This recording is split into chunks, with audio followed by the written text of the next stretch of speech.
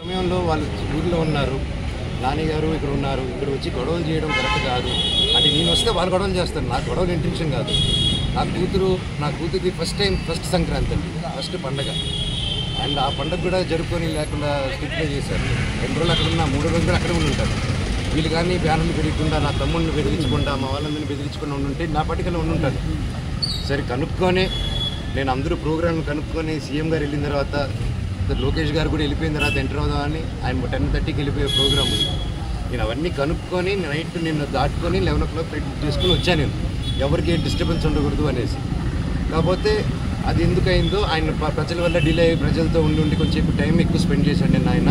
So నేను వెళ్ళే time match అయింది తప్ప నేను ఈ విషయాలు కానీ, నేను లోకేష్ గారికి కానీ, చంద్రబాబు నాయుడు గారికి కానీ, ఎవరికి కానీ, నాని గారికి కానీ, నేను ఎవరిని కానీ నాకు హెల్ప్ చేయండి, నాకు సమస్య జరుగుతుందని ఆ శివుడి మీద ఆజ్ఞ, శివుడి మీద ఒట్టుగా నేను ఎవరిని అడగలేదు. అండ్ వాళ్ళకి ఎన్నో పనులు ఉన్నాయి. సో వాళ్ళని ఇలాంటి విషయాలతో నేను డిస్టర్బ్ చేయను, నాది ఆ క్యారెక్టర్ కూడా కాదు. సో ఏదేదో అంటున్నారు ప్రెస్లో, వాళ్ళు ఏదో ప్రెస్ నోట్ వదిలేరు. సో అదంతా కరెక్ట్ కాదు. సో మీరు చూసుకోండి.